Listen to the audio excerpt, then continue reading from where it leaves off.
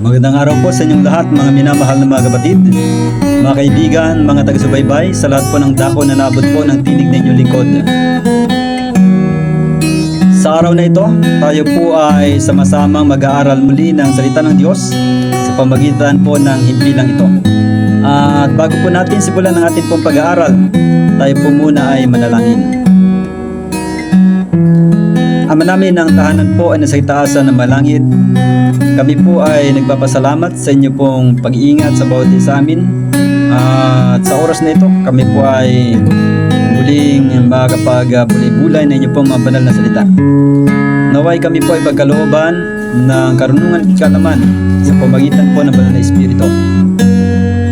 Naway tulungan po kami na bigyang halaga ang mga mensahe namin pong matutunghayan, na ito hindi lamang po namin maunawaan, kundi amin pong may sa puso at amin pong may sa kabuhayan. Naway bigyan po kami ng kalakasan, pisikal at espiritual, at amin pong maganap ang inyong kalooban ng buong puso, buong lakas, buong pag-iisip at buong kaluluwa. Ang lahat pong ito ay amin pong dalangin sa pangalan ng Panginoon Hesus. Amen. Mga minamahal na mga kapatid, mga kaibigan, sa oras na ito ay atin pong tutunghayan ng isang mahalagang pag-aaral kaugnay pa rin po sa kaligtasan. At ito nga po ang pangalawang bahagi ng pagliligtas ng Panginoon Hesus. At ang atin pong pag-aaral, mga kapatid, ay pinamagatang What is Sanctification? Part 2. Ito po yung pangalawang bahagi ng atin pong pag-aaral bilang pagpapatuloy ng pag-aaral tungkol po sa sanctification o pagpapakabanal. At ito nga pong sanctification, ayon po sa ating napag-aralan sa nakaraan, ay ito po ay tumutukoy sa pangalawang bahagi ng pagliligtas. Ito po ay God's work in us. Ito po ay tinatawag rin na fitness to heaven. So ang sanctification po, mga kapatid, ay fitness to heaven. Yun pong pagiging angkop natin para sa langit. Kasi yun pong justification o unang bahagi ng pagliligtas para sa tao, yun po ay title to heaven. Na yun po ay patuloy natin na pinangahawakan hanggang sa tayo po ay makaranas ng sanctification. Hindi po nawawala yung justification na title to heaven, mga kapatid, sapagkat yun po ang ating titulo upang tayo po ay tanggapin sa langit. At hindi sapat na meron tayong titulo o pinangahawakang katibayan na tayo ay pwedeng tanggapin sa langit, kundi kinakailangan din naman na tayo po ay maging angkop doon sa langit. Hindi po sapat na si Kristo po ay namatay doon sa krus ng Kalbaryo at tayo po ay binigyan ng titulo para sa langit. Kinakailangan din po na tayo po ay maging angkop para sa langit. Kaya nga sa ating pong pag-aaral na ito, mga kapatid, sa ikalawang bahagi ng ating pong pag-aaral bilang pagpapatuloy ng paksa na pagpapakabanal or sanctification, ay atin pong babasahin ngayon ang atin pong susing talata na matatagpuan sa Mateo 24, talatang 13. Ang sabi po ay ganito: Datapwat ang magtitiis hanggang sa wakas ay siyang maliligtas. Yan, maliwanag po, mga kapatid, ang talata na sinasabi na mayroon pa rin kondisyon upang ang tao po ay maligtas. Ano po ang kondisyon? Kinakailangan pong magtiis hanggang sa wakas. Ibig sabihin, kung ito ay hindi ma-fulfill, ano po mangyayari? Hindi po maliligtas ang tao. Kaya itong talatang ito ay tumutukoy po sa ating pag-aaral na pangalawang bahagi ng pagliligtas para sa tao, na kung saan ay meron na rin pong bahaging ginagampanan ang tao rito. Kinakailangan ang tao po ay makipagtulungan sa Panginoon. Ano po ang kanyang magiging bahagi? Ang sabi rito sa ating binasang talata ay kinakailangan po siyang magtiis hanggang sa wakas upang siya po ay maligtas. Kaya kahit na meron tayong titulo para sa langit, tayo ay meron ng karapatang pumasok sa langit, sa pamagitan ng titulo. Pero kung tayo hindi angkop doon, ay hindi po natin mararanasan na pumasok sa langit. Ngayon ay atin pong tutunghayan ang ilang mga pagsasalarawan patungkol po sa pagpapakabanal. Bagaman atin na pong natunghayan sa nakalipas nating pagtalakay tungkol sa ilang mga definition tungkol sa pagpapakabanal na ito ay tumutukoy sa holiness, sanctity, purification, sacredness, consecration, hallowedness, at iba pa. So yun po mga kapatid, yun po ay sanctification. Pero sa ating pag-aaral naman po ngayon mga kapatid, ay tutunghayan po natin ang ilang mga pagsasalarawan na kung saan ay dito natin higit na maunawaan kung ano ba yung sinasabing holiness, purification, sanctity, consecration, sacredness. Yan, dito po natin maunawaan mga kapatid. Ang una po mga kapatid ay living as a prisoner of Christ. Yan po. Ito po yung isang makikita natin na kung saan ay naglalarawan sa pagpapakabanal. Na tayo po ay mamuhay bilang bilanggo ni Kristo. Bilang bilanggo ni Kristo, tayo po mga kapatid ay pinalaya mula sa kasalanan at tayo po ay nagiging alipin ng katuwiran. Kaya sa prosesong ito ay maiuugnay rin natin sa kulungan sa mundong ito, yung mga nabibilanggo, sila ay nag-undergo ng rehabilitation, ipangbaguhin, kasi ang salitang rehabilitation, ang synonym nito ay regeneration. Yan po mga kapatid, o revival. Kaya tayo po na mga tumanggap kay Kristo, tayo po ay nagiging bilanggo ni Kristo. Tayo ay lumaya sa pagkabilanggo sa kasalanan at tayo naman po ay nagiging bilanggo ng katuwiran, nagiging bilanggo ni Kristo. Kaya ang sabi ni Apostol Pablo sa Efeso Kapitulo 3 talatang 1, dahil dito akong si Pablo na bilanggo ni Kristo Jesus dahil sa inyong mga hintil. Yan yung introduction niya dun sa Ephesians chapter 3. Na siya daw po ay bilanggo ni Kristo Jesus. Kaya tayo rin naman mga kapatid na mga mananampalataya sa ating Panginoon Jesus ay kinakailangan rin pong maging bilanggo ng ating Panginoon Jesus. At sa 2 Timothy chapter 1 verses 8 to 9, ang sabi ganito, huwag mo ngang ikahiya ang pagpapatotoo sa ating Panginoon ni ako na bilanggo niya, kundi magtiis ka ng mga kahirapan dahil sa Ebanghelyo ayon sa kapangyarihan ng Diyos, na siyang sa atin ay nagligtas at sa atin ay tumawag ng isang banal na pagtawag, hindi ayon sa ating mga gawa, kundi ayon sa kaniyang sariling akala at biyaya na ibinigay sa atin kay Kristo Jesus buhat pa ng mga panahong walang hanggan. So dito po ay binanggit mga kapatid na tayo po ay iniligtas raw ng Panginoon. Kaya kung ikukumpara natin itong 2 Timothy chapter 1 verse 9, itong talatang ito mga kapatid ay nagsasabi na tayo raw po naligtas na, Si Kristo po ang nagligtas sa atin. So ibig sabihin tapos na. Samantalang doon sa atin pong susing talata sa Matthew 24 verse 13 ay sinasabi po na ang magtitiis hanggang sa wakas ay siyang maliligtas. So conditional pa yon. Pero itong sa 2 Timothy chapter 1 verse 9 ay unconditional na kasi tapos na eh. Ang Panginoon Jesus daw po ang siyang nagligtas sa atin. So tapos na. Yan po yung gawain ng Diyos para sa atin. God's work for us. Pero dun sa Matthew 24 verse 13 ay meron pong God's work in us. Meron pong gawain ng Diyos para sa atin o meron gawain ng Diyos sa atin, sa ating kalooban, na kinakailangan tayo lamang po ay makipagtulungan upang maging matagumpay po ang pagliligtas na ginagawa ng Panginoon.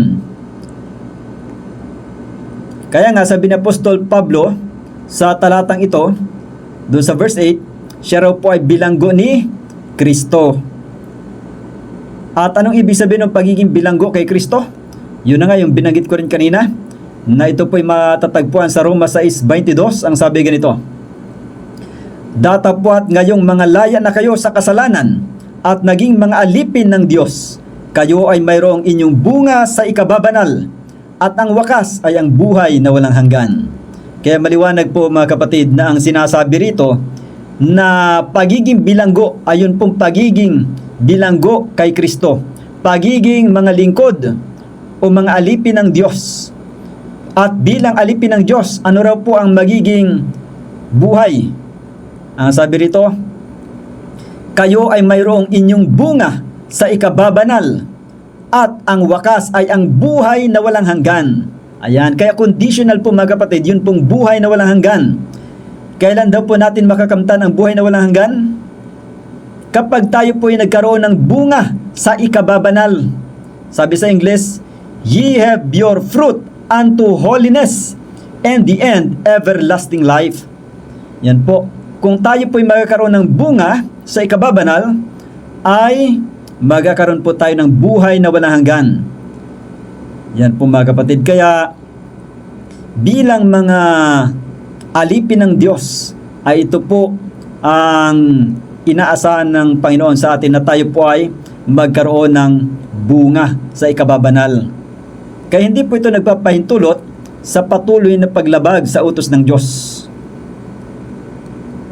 So yan po yung unang punto mga kapatid. Tayo po ay kinakailangan maging mga bilanggo ni Kristo upang maranasan natin ang tinatawag na sanctification or pagpapakabanal. Hindi tayo dapat bumalik sa pagkaalipin sa kasalanan. Dito po sa pangalawa mga kapatid ay ito, living as a branch connected to the vine. So bilang mga anak ng Diyos na nagnanais na makaranas ng pagpapakabanal o yung pagliligtas na ginagawa ni Kristo sa atin, ay dapat po tayong mamuhay kagaya ng sanga na nakadugtong sa puno ng ubas. At bilang mga sanga, ano po ang dapat nating maranasan? Kung babasahin natin ang Juan 15, talatang 1 hanggang 2, at 4 hanggang 8 at 10, ay ganito po ang sinasabi. Ako ang tunay na puno ng ubas at ang aking ama ang magsasaka. Ang bawat sanga na sa akin ay hindi nagbubunga ay inaalis niya, at ang bawat sanga na nagbubunga ay nililinis niya upang lalong magbunga. Kayo manatili sa akin at ako'y sa inyo, gaya ng sanga na di makapagbunga sa kanyang sarili maliban na nakakabit sa puno. Gayon din naman kayo, maliban na kayo manatili sa akin. Ako ang puno ng ubas, kayo ang mga sanga. Ang nananatili sa akin at ako'y sa kaniya ay siyang nagbubunga ng marami, sapagkat kung kayo'y hiwalay sa akin ay wala kayong magagawa. Kung ang sino man ay hindi manatili sa akin ay siya ay matatapong katulad ng sanga at matutuyo, at mga titipunin at mga iahagi sa apoy at mga susunog. Kung kayo'y magsipanatili sa akin at ang mga salita ko'y magsipanatili sa inyo, ay hingin ninyo ang anumang inyong ibigin at gagawin sa inyo. Sa ganito'y lumuluwalhati ang aking ama na kayo'y magsipagbunga ng marami, at gayon kayo'y magiging aking mga alagad. Kung tinutupad ninyo ang aking mga utos, ay magsisipanahan kayo sa aking pag-ibig, gaya ng aking pagtupad sa mga utos ng aking ama, at ako'y nananatili sa kaniyang pag-ibig. Maliwanag po sa talatang ito mga kapatid na ang pagiging sanga na nakadugtong sa puno ng ubas ay yan po ang karanasan ng tunay na mananampalataya o tagasunod ni Kristo. Kaya nga sinabing tagasunod, ibig sabihin magiging masunurin sa utos ng Diyos, hindi po magiging masuwayin. Kaya yun po ang ibig sabihin ng pagiging nakadugtong sa Panginoon. Yun pong pananatili sa ating Panginoon ay yun pong patuloy na pagsunod sa mga utos ng Diyos. Kaya nga dito po mga kapatid ay binabanggit na hindi po tayo yung gagawa sa ating sariling lakas na tayo makapagbunga.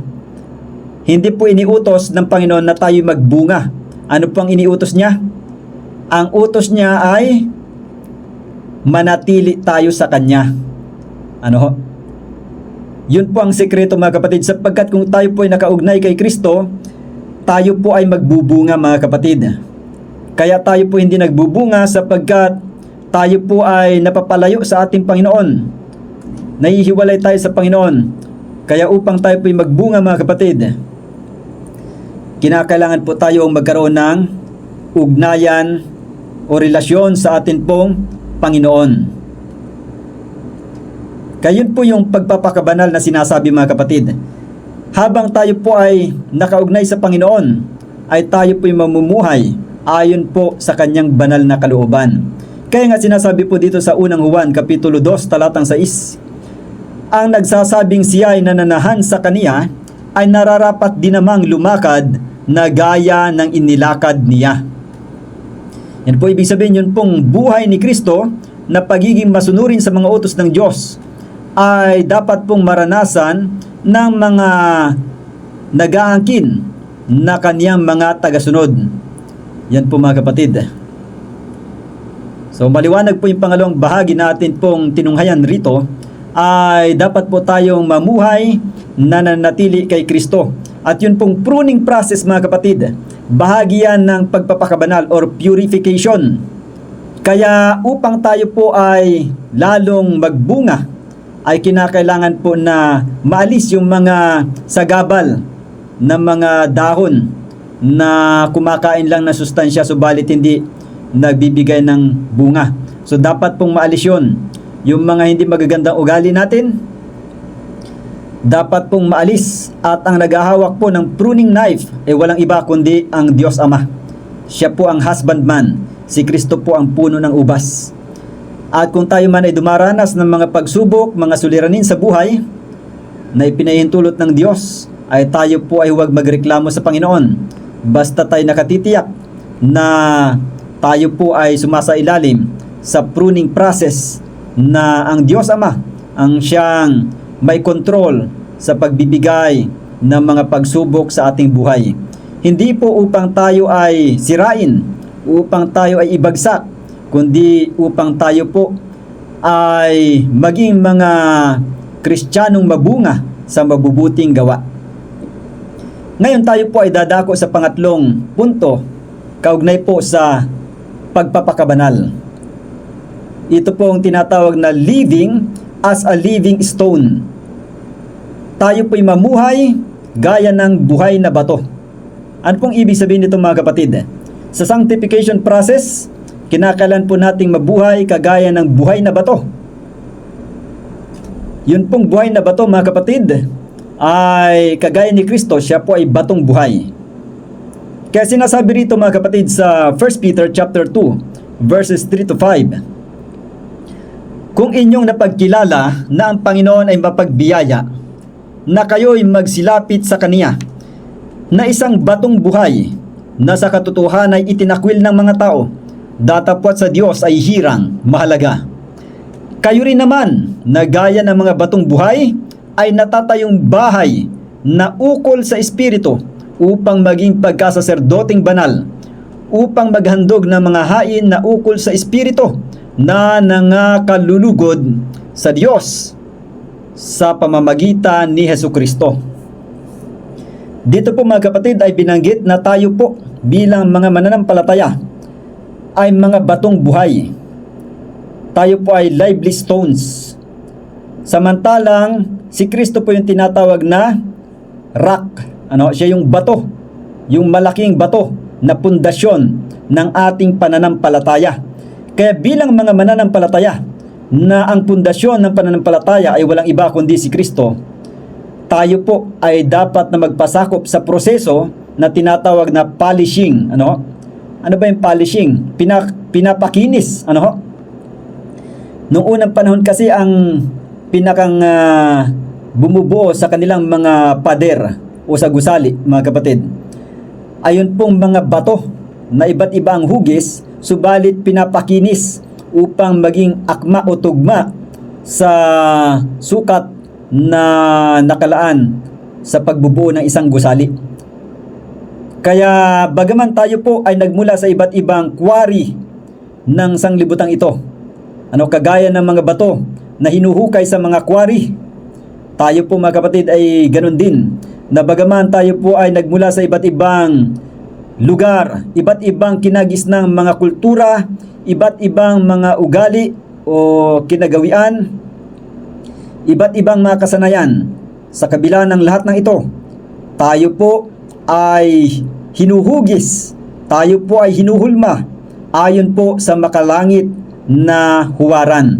Walang iba kundi ang ating Panginoon Hesus. Kaya upang tayo po ay maging akma, maging fitted doon sa langit, kinakailangan pong tayo ay mapakinis mga kapatid. Bagaman tayo po ay tinubos na ng Panginoong Hesus, subalit dapat po tayo maging angkop, maging akma na mamuhay doon po sa langit na bayan. At tandaan natin, ang atin pong pundasyon ay walang iba kundi ang ating Panginoong Hesus. Kaya sabi sa unang Korinto 3:11, sapagkat sino man ay hindi makapaglalagay ng ibang pinagsasaligan, kundi ang nalalagay na ito'y si Kristo Jesus. Kaya maging sa proseso po mga kapatid ng sanctification or pagpapakabanal, na sa puntong ito ay yung tinatawag na polishing, tayo po mga kapatid ay walang maipagmamalaki sa ating sarili. Hindi po natin ipagmamalaki na tayo naligtas dahil sa ating sariling pagsisikap, sapagkat hindi po tayo ang gumagawa ng polishing. Ang gumagawa po nito ay ang Ama, ang Diyos. Kung paano ang Diyos Ama ang siyang gumagawa ng pruning process doon sa pananatili sa puno ng ubas, ay ganun din dito po sa usapin patungkol sa living stones na bumubuo sa gusali ng Diyos. Tayo po ay hindi gumagawa ng pagpapakinis sa ating sarili, kundi ang Diyos ang siyang gumagawa nito sa ating buhay. Kinakailangan lang po nating magpasakop, sumurrender sa ating Panginoon, at pahintulutan na gawin ng Diyos ang pagpapakinis sa ating buhay. Nang sa ganoon, ang mga hindi magandang ugali, mga masasamang likas, ito po ay maalis sa tulong ng ating Panginoon. Kaya kung tayo nagiging mga makinis ng mga bato o mga mabuting mga Kristiyano, ay wala po tayong ipagmamalaki, kundi ang atin pong ipagmamalaki ay ang ating dakilang Diyos na siyang humuhubog sa atin ayon sa kanyang banal na likas. Ngayon ay atin pong tunghayan ang pang-apat na punto kaugnay po sa pagpapakabanal. Ito po ay inilarawan kagaya ng isang mananakbo, runner. Kaya ito po ay living as a runner in a race. Yan po ang paglalarawan po mga kapatid sa pagpapakabanal. Tayo po ay namumuhay na para bang mga mananakbo sa isang paligsahan ng takbuhan. At bilang mga mananakbo, ano po ang ginagawa ng mga atleta? Ang mga atleta po mga kapatid na tumatakbo, sila po ay meron pong temperance para sila ay magkaroon ng endurance. Kahit sa larangan ng pampalakasan, ang mga manlalaro ay nagsasagawa ng temperance para makamit nila ang tagumpay o yung corona o medalya o sa sinaunang panahon yung palma. Upang makamit nila ang reward o gantimpala, kinakailangan po magsagawa ng temperance o pagpipigil sa lahat ng bagay nang sa ganun sila ay magkaroon ng endurance or katatagan. Kaya nga sa ating susing talata, ang magtitiis hanggang sa wakas ay siyang maliligtas. Kaya sa proseso po ng sanctification mga kapatid, tayo po ay patuloy na dapat magsagawa ng pagpipigil sa lahat ng bagay sa tulong at biyaya ng ating Panginoon Hesus, upang tayo po ay magkaroon ng katatagan at tayo maging mapagtiis hanggang sa wakas, at sa kahuli-hulihan ay atin pong kamtan ang gantimpalang kaligtasan. Kaya nga dito sa atin pong pag-aaral mga kapatid, atin pong basahin ng Hebreo 12 talatang 1. Ang sabi po ay ganito: kaya't yamang nakukubkub tayo ng makapal na bilang ng mga saksi, itabi namang walang liwag ang bawat pasan, at ang pagkakasalang pumipigil sa atin, at ating takbuhing may pagtitiis ang takbuhing inilagay sa harapan natin. Dito po mga kapatid ay maliwanag na sinasabi na tayo po bilang mga nagtalaga na ng ating sarili upang maging mga anak ng Diyos, maging mga mananakbo. Tayo po ay minsan ay nagkakaroon pa ng mga sagabal sa ating buhay upang takbuhin ang takbuhin na inilaan sa atin ng Panginoon. Ano po yung nagiging sagabal sa atin pong pag-usad sa atin pong buhay Kristiyano? Ang sabi po rito mga kapatid, ayun pong bawat pasan. Meron pong mga pasan, mga pabigat na humihila sa atin pababa upang tayo ay hindi makabot sa layunin ng Diyos para sa atin, nakasakdalan. Yun pong mga pabigat na humihila sa atin ayon sa talatang ito, ayun pong pagkakasala. Ano po yung mga kasalanan? Ito po ay malaki man o maliit na kasalanan. Ang mga yan ay mga pabigat na humihila sa atin pababa, nagiging hadlang sa atin pong pagsulong, sa atin pong pagtakbo patungo sa hagdan ng paglago bilang Kristiyano. Kaya upang tayo po ay magkaroon po ng tagumpay sa larangang ito, kinakailangan po natin na alisin yun pong mga pabigat. Kagaya nga nung naging vision ni Ellen White na nung una, habang sila ay naglalakbay sa makipot na daan, meron pa silang dalang karwahe. Nung pakipot na ng pakipot yung daan mga kapatid, sa kanilang paglalakbay, iniwan na po nila yung karwahe. Ang kasama na lang nila ay yun pong kabayo. At sa patuloy nilang paglalakbay mga kapatid ay unti-unti pong kumipot ang landas. Maging ang kabayo ay inalis na, sila ay patuloy na naglakbay at sa patuloy pa nilang paglalakbay, iniwan na rin maging ang kanilang mga buhat o mga daladala sapagkat kumikipot na ng kumikipot ang daan. At hanggang sa sila po ay hindi na makalakad ng diretsyo, kundi patagilid na ang kanilang paglalakad doon sa isang mataas na dako na kung saan ang lalaglagan mo sa ibaba ay talagang bangin.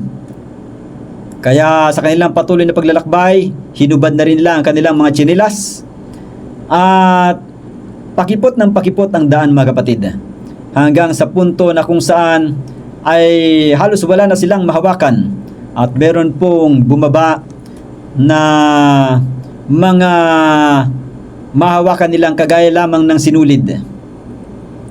Bawat isa sa kanila na naglalakbay sa mga kasama ni Ellen White sa kanyang vision na kanyang natanggap sa pangitain po mga kapatid, ay meron na lang po silang hawak na mga sinulid. Habang sila ay nagpapatuloy sa kanilang paglalakbay, ay lumalaki ang sinulid na iyon hanggang sa makarating sila doon sa dulo ng kanilang paglalakbay na meron pong dead end na nga. Ibig sabihin ay talagang hanggang doon na lamang, bangin na ang kasunod. At yun pong maliit ngang sinulid ay naging malaking lubid. At ang ginawa po ni James White doon po sa vision, siya po ay nag-swing patungo sa kabilang ibayo, na doon nakita nga nila na napakaganda ng lugar, yun pong paraiso ng Diyos. Kaya mula sa madilim na sanglibutang ito ay naipakita doon sa vision na yon ni Ellen White na tayo po bilang mga Kristiyano mga kapatid ay naglalakbay mula sa madilim na sanglibutang ito patungo po sa langit na bayan. At sa kabila ng mga kasalanan sa mundong ito, maraming mga humahadlang sa atin pong pag-usad, subalit sa atin pong patuloy na pagsisikap na sumunod sa kalooban ng Diyos at tahakin ang landas na nais niyang ating tunguhin. Tayo po ay patuloy na magsasakripisyo ng mga bagay na humahadlang sa atin pong paglalakbay. Maging sa munting pananampalataya na atin pong taglay, tayo po ay magpapatuloy sa atin pong pagsulong bilang Kristiyano. At habang tayo nagpapatuloy, ang atin pong pananampalataya ay unti-unting lumalaki hanggang sa ang maging wakas nito ay ang buhay na walang hanggan doon po sa langit na bayan kung saan ay tayo po ay inilaan ng atin pong dakilang tagapagligtas. Kaya dito po mga kapatid, sa proseso ng pagpapakabanal, tayo po ay magkakaroon ng kaligtasan na binabanggit sa Mateo 24 verse 13 kung tayo po ay magtitiis hanggang sa wakas. Kaya nga ang sabi po ni Apostol Pablo sa Filipos 2 talatang 13 hanggang 16, sapagkat ang Diyos ay gumagawa sa inyo maging sa pagnanasa at sa paggawa ayon sa kaniyang mabuting kalooban. Dito sa verse 13 sinasabi po na God which worketh in you. Ayan. Ang Diyos po ay gumagawa sa ating kalooban mga kapatid. Sa verse 14 hanggang patuloy, gawin ninyo ang lahat ng mga bagay na walang mga bulong-bulong at pagtatalo, upang kayo'y maging walang sala at walang malay, mga anak ng Diyos na walang dungi sa gitna ng isang lahing liko at masama, na sa gitna nila ay lumiliwanag kayong tulad sa mga ilaw sa sanglibutan, na nagpapahayag ng salita ng kabuhayan, upang may ipagkapuri ako sa kaarawan ni Kristo, na hindi ako tumakbo ng walang kabuluhan, ni nagpagalman ng walang kabuluhan. Kaya meron pong tinutukoy si Apostol Pablo mga kapatid na isang takbuhan o race. Meron pong takbuhan na ito po ang pinasok ng bawat mananampalataya. Kaya nga maging sa kanyang karanasan ay ninais po ni Apostol Pablo na siya'y tumakbo na mayroon pong katiyakan. Kaya ganoon din po sa bawat isa sa atin na ang kaligtasan po ay maaari nating tiyakin kung tayo po ay magpapatuloy na nagtitiis hanggang sa wakas. At ito po ang babala sa atin sa Hebreo 10 talatang 38 at 39.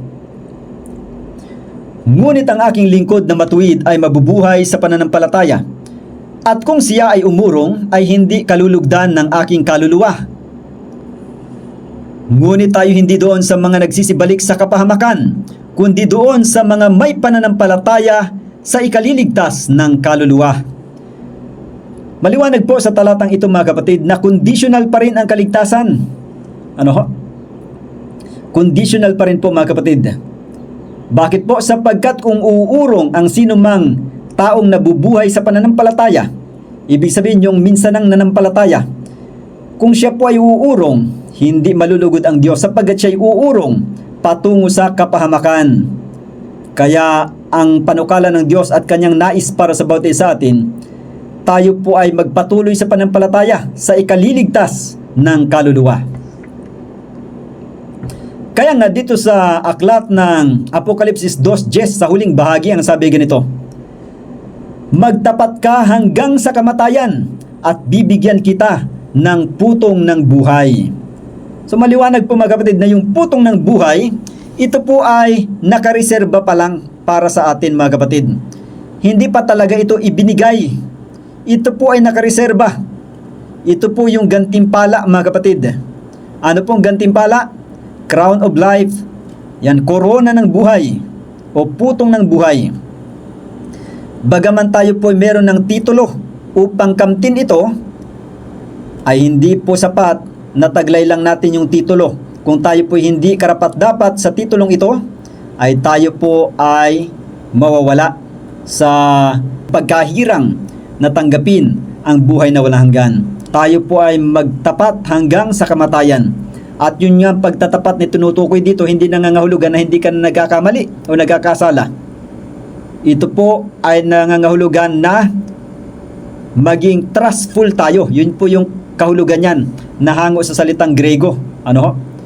Tayo po ay maging trustful until death.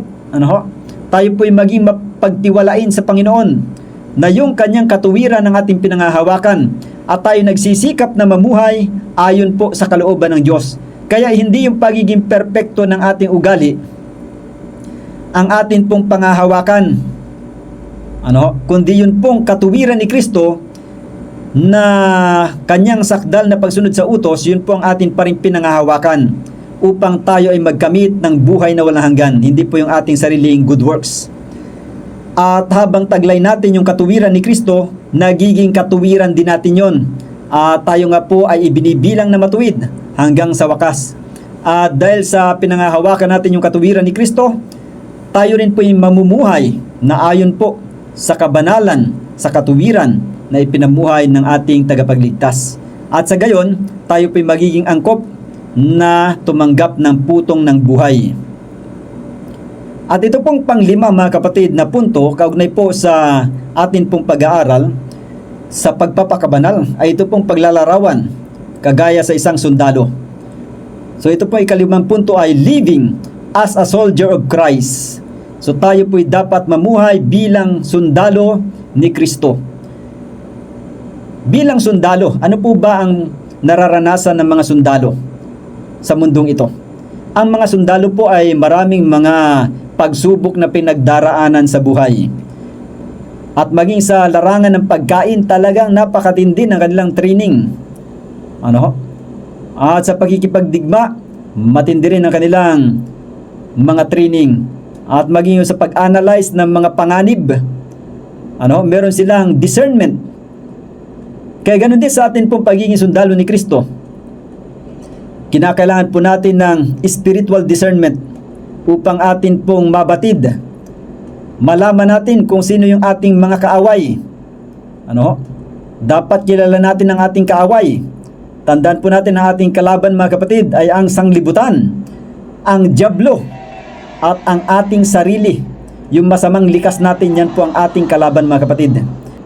Kaya nga sabi sa ikalawang Timoteo, Kapitulo 2, talatang 3 hanggang 5 at 10, makipagtiis ka sa akin ng mga kahirapan na gaya ng mabuting kawal ni Kristo Jesus. Sino mang kawal na nasa pagkakawal ay hindi nahalubilo sa mga bagay ng buhay na ito upang siya ay kalugdan niyaong nagtala sa pagkakawal. Ibig sabihin po mga kapatid, yun pong sundalo ng Panginoon Jesus ay hindi po nag-i-enjoy sa mga kalayawan sa sanglibutang ito. Tayo po bilang mga sundalo ni Kristo ay dumaranas ng mga pagsasakripisyo, mga pagtitiis upang atin pong mapaluguran yaong pumili sa atin bilang kanyang kawal. Kaya nga, maging sa karanasan ng mga mandirigma, isa sa aking nabasa, ayun pong karanasan ng mga tagapagtanggol ng mga emperor sa Japan. Meron silang tinatawag na Bushido Code. Yung Bushido Code nakasa doon na kapag ikaw ay kawal ng isang emperador, hindi ka pwedeng tumakbo sa laban. Sapagkat napakalaking kahihiyan kung ikaw bilang sundalo ng emperador ay tumakbo ka sa laban, sa kasagsagan ng labanan. Bilang isang sundalo ay dapat mong ipagtanggol ang iyong emperador hanggang sa kamatayan. Kaya nga yun po mga kapatid ang matinding panata ng mga samurai, yung mga tagapagtanggol ng emperador sa Japan noong unang panahon, na di bali na lang sila'y mamatay sa laban basta't sila'y namatay na nagtatanggol sa kanilang emperador, kaysa sila'y tumakbo sa laban na sila ngay nabuhay pero malaking kahihiyan. At ang terminong ginagamit doon ayon sa Japanese history ay yung tinatawag sa English na losing face, na bagaman sila'y buhay, kung sila'y makikita ng mga kapwa Hapones ay napakalaking kahihiyan sapagkat sila bilang sundalo ay tumakbo sa laban. Ibig sabihin sila'y nabuhay nga pero sila'y nabubuhay bilang duwag. Kaya ang mga sundalo ni Kristo, bagaman dumaranas po ng mga matitinding mga pagsubok, matitinding mga sugat na pinagdaraanan, mga sakit, at maaaring minsan ay may mga pagkatalo, pagkatumba, ngunit ang sundalo po ni Kristo ay nagpapatuloy na nakikipaglaban upang itanghal ang katuwiran ni Kristo. Kaya yan po ang kahulugan mga kapatid ng pagpapakabanal, na ang sundalo ni Kristo sa kabila ng maraming tama, maraming sugat na tinatamo sa pakikipagdigma laban sa kasalanan, ay patuloy pong namumuhi, patuloy na pinaglalabanan ang mga lalang ng dyablo. Sa gayon ay kanyang nagagampanan ang pagiging tagapagtanggol ng ipinaglalaban ni Kristo, na yun pong katuwiran ng kanyang kautusan, Kaya nga ang ating Panginoon Hesus ay namuhay bilang sakdal. Namuhay siya ng matuwid na buhay upang ipakita sa sangkatauhan at sa buong universo na ang kanyang utos ay hindi maaring sirain. At bilang tayo'y kanyang mga alagad, mga sundalo, ay tayo po'y tinawagan rin upang makipaglaban ng mabuting pakikipaglaban. Kaya hindi pwede nating sabihin na tayo'y walang gagawin sa larangan ng kaligtasan sa ikalawang bahagi ng pagliligtas. Tayo po ay may gawain. Ang sabi nga, fight the good fight of faith. Tayo po ay dapat makipaglaban ng mabuting pakikipaglaban, mga kapatid. Tayo po ay dapat magtiis ng mga kahirapan bilang mabuting mga sundalo ni Kristo Jesus. Kaya nga ang sabi pa rito sa patuloy, at kung ang sino man ay makikipaglaban naman sa mga laro ay hindi pinuputungan maliban na kung makipaglabang matuwid. Verse 10, kaya aking tinitiis ang lahat ng mga bagay dahil sa mga hinirang upang kamtan naman nila ang pagkaligtas na nasa kay Kristo Jesus na may kalwalhatiang walang hanggan. Kayon pong salvation na tinutukoy dito ni Apostol Pablo, mga kapatid, ay ito po ay naka-reserve para sa lahat. Sa lahat ng mga nagnanais na sumampalataya. Sa mga hinirang, ang kaligtasang ito'y laan para sa bawat sumasampalataya. Ang panawagan ay para sa lahat, pero sa tutugon, doon po ibibigay o ilalaan ang kaloob na ito ng kaligtasan. Pero ibibigay ito doon sa magtitiis hanggang sa wakas. Kaya dito sa huling mga talata, o dalawang huling talata nating babasahin, ay ganito po ang sinasabi. Sa unang Pedro, Kapitulo 1, talatang 4 hanggang 5 at 9, ay ganito po ang sinasabi. Sa isang manang di nasisira at walang dungis at hindi kumukupas na inilaan sa langit para sa inyo, na sa kapangyarihan ng Diyos ay iniingatan sa pamagitan ng pananampalataya sa ikaliligtas na nahanda upang ihayag sa huling panahon. Ano pong sabi dyan, mga kapatid? Dito sa verses 4 and 5, meron daw pong inheritance or mana. Ano yung mana na yon? Reserved in heaven for you. Ito po ay nakareserba, nakalaan na para sa atin. At nasaan itong inheritance na ito? Ito po ay nasa langit. Nakalaan para sa mananampalataya. At ito po ay iniingatan ng kapangyarihan ng Diyos sa pamagitan ng, ng pananampalataya. Ang sabi nga sa verse 5 sa English version, who are kept by the power of God through faith unto salvation, ready to be revealed in the last time. So napansin nyo yung puntong yan, mga kapatid, yung salvation, ready to be revealed in the last time. So meron pong kaligtasan na iahayag sa huling panahon.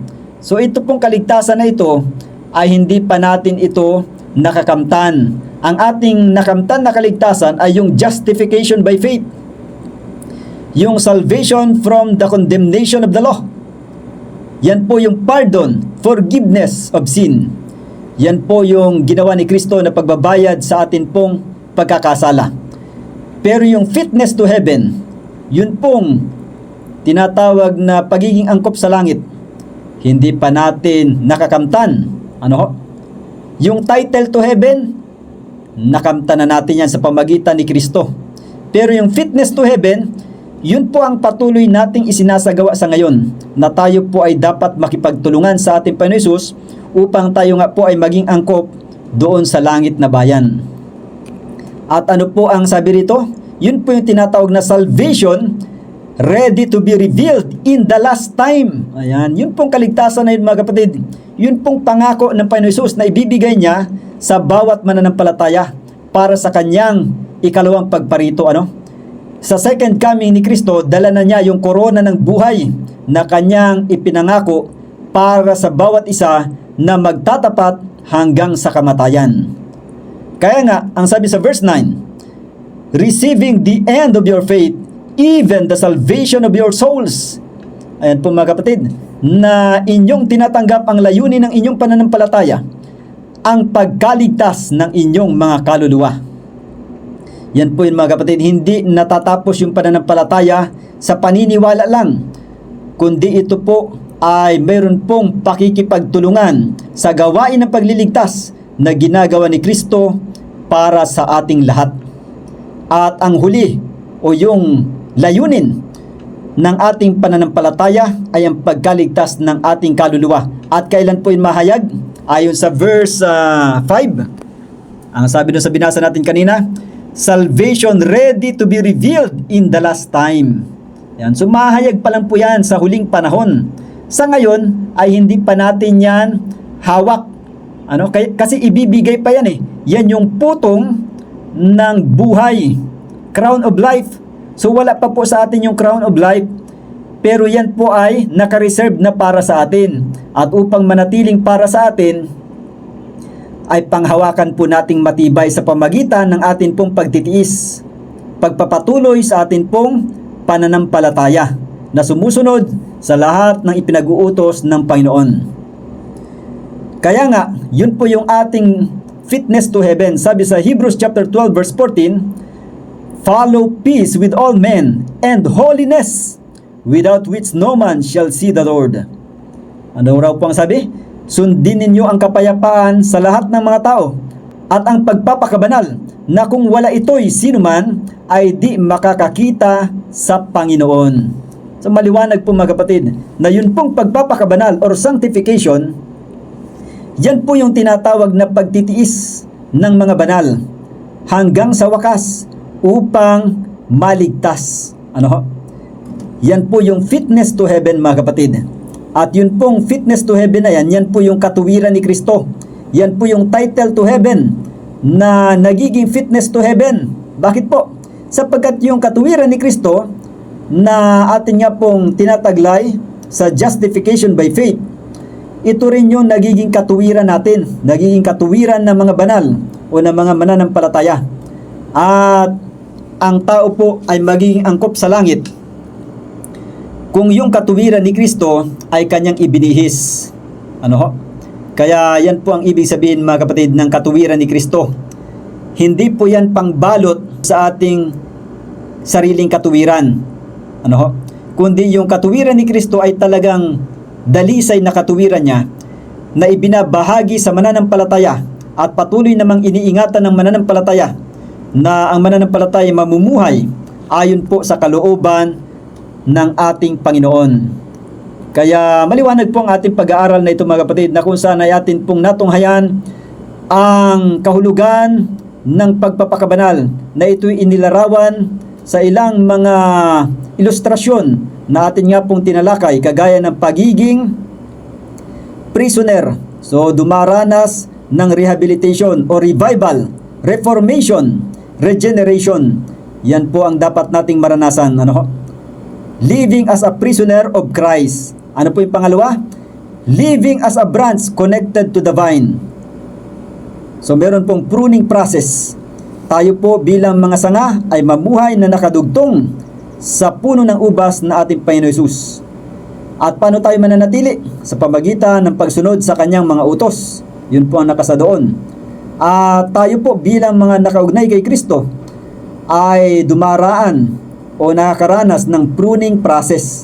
Yun pong pagtatanggal ng mga dahon upang higit pang maging mabunga ang mga sanga ng puno ng ubas. At tayo po ay hindi inutusan na magsipagbunga. Ano po ang iniutos sa atin? Inutusan po tayo na manatili kay Kristo. Kasi hindi naman natin kayang gawin na tayo magbunga sa ating sarili. Ang sikreto po ng pagbubunga ay ang pananatili kay Kristo. Ang bahala sa pagpapabunga ay ang Diyos. Dito po sa pangatlo mga kapatid, natin tinalakay ay living as a living stone. So meron pong polishing. Tayo po'y dapat mamuhay na kagaya ng mga buhay na bato. Na tayo po sa kabila ng ating iba't ibang mga masasamang likas, hindi magandang mga ugali, tayo po ay pinapakinis sa ilalim ng proseso ng pagpapakinis. At ang Diyos ang siyang gumagawa nito upang tayo po'y maging mga makikinis na mga bato na bubuo sa iglesia ng Diyos. At yun pong pang-apat mga kapatid ay itong living as a runner in a race. So meron pong pagsasagawa ng pagpipigil para tayo maging mga mapagtiis or merong endurance upang tayo maging matatag. Tayo po'y dapat mamuhay bilang mga mananakbo sa larangan ng takbuhan na kung saan ay atin pong isakabuhayan ang pagpipigil sa lahat ng bagay. Kaya sinasaklaw rin ng sanctification, yun pong pagpapakabanal ng atin pong katawan. Yun pong pag-iingat sa templo ng Diyos, sa ating physical na katawan, mga kapatid. Kaya yun po ay sinasaklaw ng pagpapakabanal. Hindi lang ito sa spiritual na usapin, kundi maging sa physical ay saklaw ito ng sanctification process, mga kapatid. At kinakailangan po tayo magpatuloy at dito ngayon na tunghayan natin na yun pong humahad lang sa atin pong pagtakbo ay yun pong mga kasalanan. Kaya sa sanctification process, tayo po ay tinuturuan ng Diyos na iwaksi natin ang mga kasalanan. Hindi po tayo binibigyang laya na magpatuloy sa pagkakasala, kundi tinuturuan tayo na mamuhi laban sa kasalanan. At tayo po'y patuloy na titingin sa ating Panginoon Hesus sa atin pong pagtakbo. Hindi tayo titingin sa ating mga kasamahan ng mga nagkakamali rin. Ang atin pong dakilang huwaran ay walang iba kundi ang ating Panginoon Hesus. At yun pong panglima na ating tinunghayan ay living as a soldier of Christ. So bilang mga namumuhay kagaya ng sundalo ni Kristo, ay tayo po'y dumaranas ng training o mga pagsasanay sa ilalim ng makapangyarihang kapitan ng ating kaligtasan. Walang iba kundi ang ating Panginoon Hesus, na kung saan tayo po'y binibigyan ng mga pagsubok, pinapahintulot yun po mga pagsubok na atin pong pagdaanan upang tayo po'y maging mga matagumpay. At bilang mga sundalo ni Kristo, tayo po'y merong gawain. Hindi po totoo na walang bahagi sa kaligtasan ang anak ng Diyos. Sa ikalawang bahagi ng kaligtasan ay meron pong bahaging ginagampanan ang mga anak ng Diyos. Kinakailangan pong makipagtulungan. Bagaman yung merito o kagalingan, bisa ng kaligtasan ay yun pong titulo natin patungo sa langit, ay meron din po tayong bahagi dun po sa tinatawag na pagpapakabanal. Hindi pwedeng Diyos lang ang gagawa para sa atin. Tayo po ay meron pong partisipasyon.